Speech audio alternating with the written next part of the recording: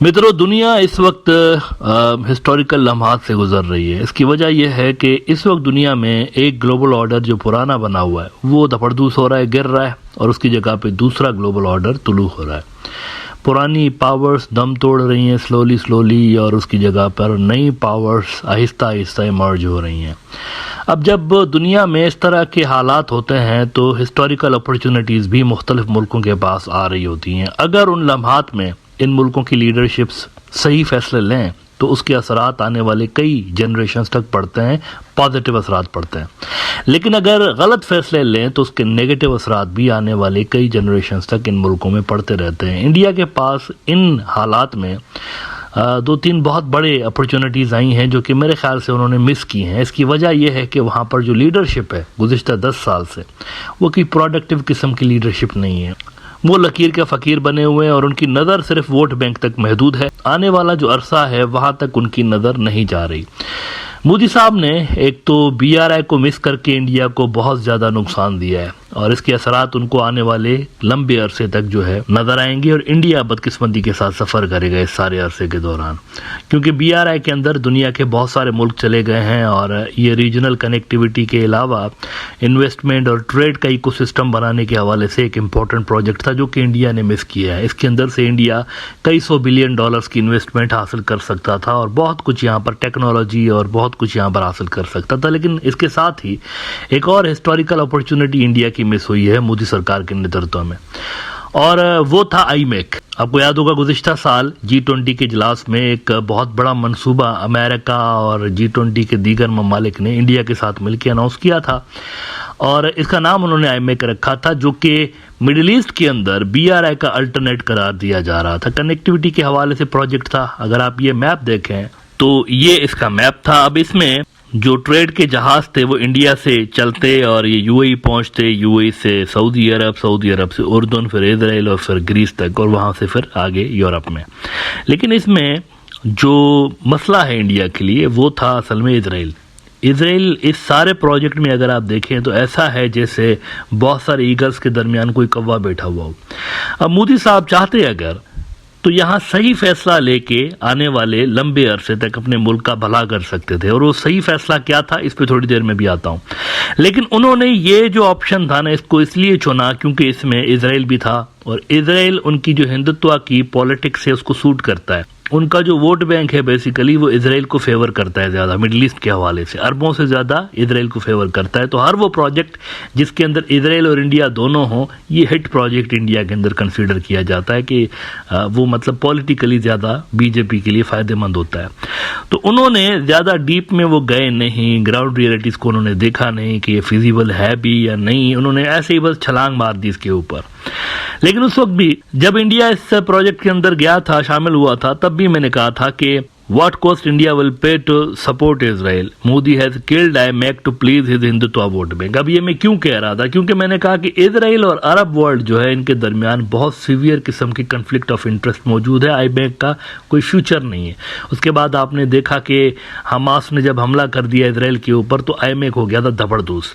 लेकिन अब रिसेंट जो डेवलपमेंट नहीं हुई है, कल एक बहुत बड़ी डेवलपमेंट हुई है, उसने IMEC के ताबूत में आखिरी कील ठोकी है, और IMEC यूं समझें कि प्रैक्टिकली ख़त्म हो चुका है इस वक्त। वहाँ पर जो कल एक बड़ी डेवलपमेंट मिडिल ईस्ट के अंदर हुई है उसमें IMEC को उसका यानी यूं समझे कि टोटल जबरदस्त को कर दिया है। हुआ यह है कि IMEC की जगह पे एक नए ट्रेड कनेक्टिविटी का मंसूबा जो है 3-4 मुल्कों ने मिलकर स्टार्ट कर दिया है, जो कि IMEC से ज़्यादा बेहतर है, क्योंकि वो यूरोप को कम अरसे के अंदर इंडियन ओशन के साथ कनेक्ट कर सकता है। तो वो जो मैंने बात की सही फैसले लेने वाली, तो अगर मोदी साहब इस प्रोजेक्ट के अंदर शामिल होते जो कि कल स्टार्ट किया गया है, तो शायद इंडिया अगले कई अरसे तक, लंबे समय तक इसके बेनिफिट्स जो है हासिल करता। लेकिन वो चूंकि IMEC के अंदर गए तो जो नया प्रोजेक्ट आया हुआ है कनेक्टिविटी का, उसमें से इंडिया को दूध में से मक्खी की तरह निकाल के बाहर किया गया है और वो बिल्कुल इररिलेवेंट हो गया है।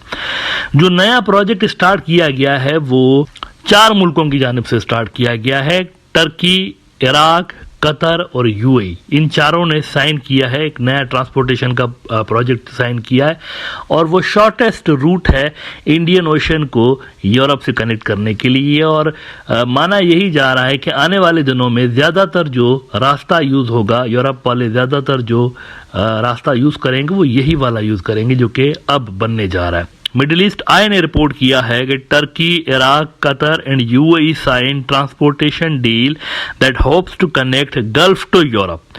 ایردوغان signs 26 agreements with Baghdad during a first state visit in 12 years covering energy, defense and trade۔ اب دیکھیے دنیا کیسے بدل رہی ہے، 12 سال کے بعد پہلا اسٹیٹ وزٹ ایردوغان کا ہوا ہے، اور اس کے اندر ذرا معاہدہ دیکھیں کس نوعیت کا ہوا ہے۔ اچھا، اس کو میں آئی ایم ایک سے کیوں ملا رہا ہوں، یہ ذرا اسی مڈل ایسٹ آئی کی اسٹوری کا یہ حصہ دیکھیے کہ رائیولنگ آئی میک۔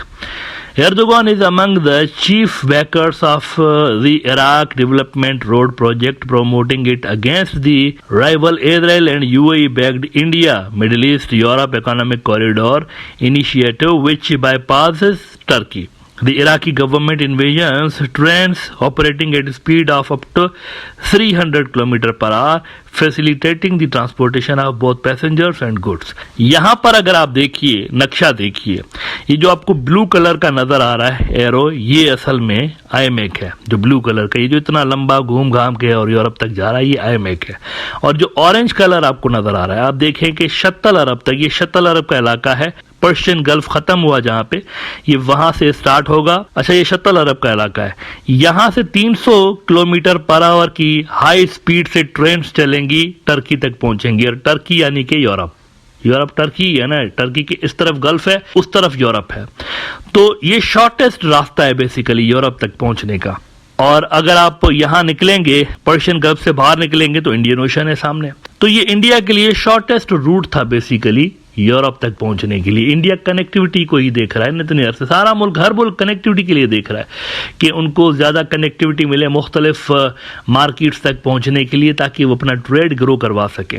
تو دیکھیے کتنا شارٹ روٹ ہے، اور اس کے اندر یو اے بھی اس پروجیکٹ میں شامل ہو چکا ہے۔ بائی دا وے یو اے والوں کو بھی یہی چیز چاہیے، آگے جا کے ہو سکتے سعودی عرب اور باقی بھی اس کے اندر آ جائیں گے، تو انڈیا اس کا حصہ بن سکتا تھا۔ یہ نیچرل روٹ ہے بیسیکلی، اصل میں روٹ ہے ہی ہے، اگر آپ فطرتی اعتبار سے دیکھیں، قدرتی اعتبار سے، تو سستے میں سستا اور آسان میں آسان جو روٹ ہے وہ یہی ہے یورپ تک پہنچنے کا۔ لیکن مودی صاحب نے یہ گھما پھرا کے اسرائیل کی وجہ سے آئی میک کو پریفر کیا تھا۔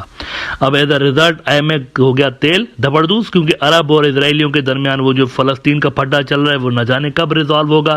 جب تک وہ ریزالو نہیں ہوگا نارملائزیشن ہو نہیں سکتی، ان کی نارملائزیشن نہیں ہوگی تو آئی میک بن نہیں پائے گا۔ لیکن اس کے مقابلے میں یہ دوسرا پروجیکٹ آلریڈی آ گیا ہے جو کہ سستا بھی ہے اور شارٹیسٹ روٹ بھی ہے، تو اس میں انڈیا نہیں ہے، لیکن انڈیا نہیں ہے بالکل، وہ انڈیا کو انہوں نے سائڈ پہ، جیسے کہ میں نے کہا، دودھ میں سے مکھی کی طرح باہر نکال کے پھینک دیا۔ تو شروعاتی اعتبار سے بھی اسرائیل کو بائی پاس کر کے یہ اگر ٹرکی والے راستے سے جاتے، یہ والا پروجیکٹ سٹارٹ کرتے، انڈیا والے اس کا حصہ بنتے، اس کے لیے لابنگ کرتے، اس کے لیے ایفرٹس کرتے، تو یہ انڈیا کے لیے زیادہ بہتر تھا۔ لیکن انہوں نے اس کو اسکپ کیا تھا اور نتیجے میں خود ہی اسکپ ہو گئے۔ انڈیا اگر اس منصوبے کا حصہ ہوتا تو نہ صرف مڈل ایسٹ بلکہ یورپ کے اندر بھی انڈیا کی ایک سگنیفیکنس رہتی، لیکن مودی صاحب کے سیاسی فیصلوں کی وجہ سے یہ والا کارڈ بھی انڈیا کے ہاتھ سے جا چکا ہے۔